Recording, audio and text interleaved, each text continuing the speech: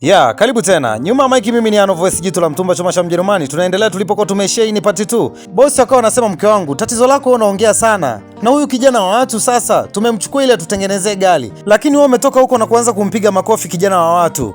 Sasa mke wangu, utaacha lini hiyo tabia lakini? Sasa anasema mume wangu, kwa nini unaongea sana? Wewe niache mimi bwana. Sasa anasema mimi nakuambia kwa sababu wewe ni mke wangu na sio mara ya kwanza kufanya hivyo. Bosi akamwambia kijana wangu, wewe relax. Anasema bosi, ni mara ya pili lakini mke wako anavyonifanyia. Anasema wewe relax, usifanye kitu chochote tena siku nyingine, sawa?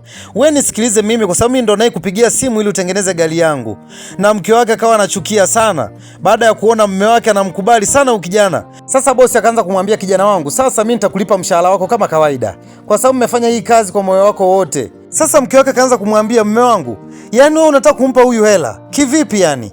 Yani ndo ametengeneza gari hivyo na sio mara ya kwanza na unampaga hela hivyo. Sasa bosi akaanza kumwambia, mke wangu, yani mimi ndo naye mpigia simu mimi aje nifanyie kazi, sio wewe. Na huyu jamaa anachukia huyu mama anavyoongea.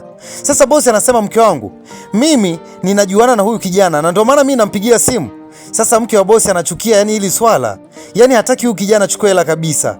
Na bosi kabidi amwambie kijana wangu, basi wewe malizia huko, mimi nikupe hela yako. Na mke wa bosi akawa anachukia kinoma sana kwamba yani mtu anatengeneza gari kidogo tu afa anachukua hela. Yaani huyu mama anachuki tu na huyu kijana, lakini huyu kijana ana moyo mzuri sana. Na kwa wewe unahitaji kutangaza biashara yako, basi mimi nipo Ano Voice, jitu la mtumba choma cha Mjerumani. Nitakutangazia biashara yako kwa uhakika zaidi na kwa ukubwa zaidi na kwa bei nafuu kabisa, na usiogope kunipigia simu. Simu yangu inapatikana masaa 24. Tunaendelea. Sasa huyu bosi akawa anampa huyu kijana hela. Na huyu kijana anashangaa ni pesa nyingi sana na hajawahi kushika.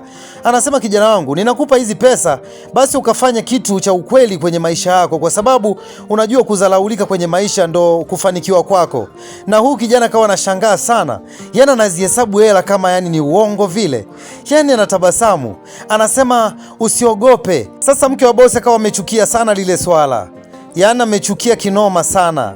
Na huyu jamaa yani anafurahia na lukaluka kwamba bosi, ninakushukuru sana kwa pesa zote hizo ambazo umenipa. Yani sikutegemea kabisa bosi. Huyu jamaa alijikuta na furahi sana. Sasa anataka kumwaga mke wa bosi, anamwambia toka hapa. Sasa bosi anamwambia wewe nenda nyumbani tu. Haina haja, usimbembeleze mtu. Huyu jamaa alikuwa na furaha sana. Sasa anamwambia bye bye, sasa anaondoka. Bwana, nyuma Mike, mimi ni Ano Voice, jitu la mtumba choma cha Mjerumani. Ni kuomba usipite bila kusubscribe channel yangu na kubonyeza alama ya kengele na kuwa kwanza kabisa kupata vitu vikali. Na kwa mahitaji ya kutangaziwa biashara ni hiyo namba unayoiona kwenye kioo chako. Thank you.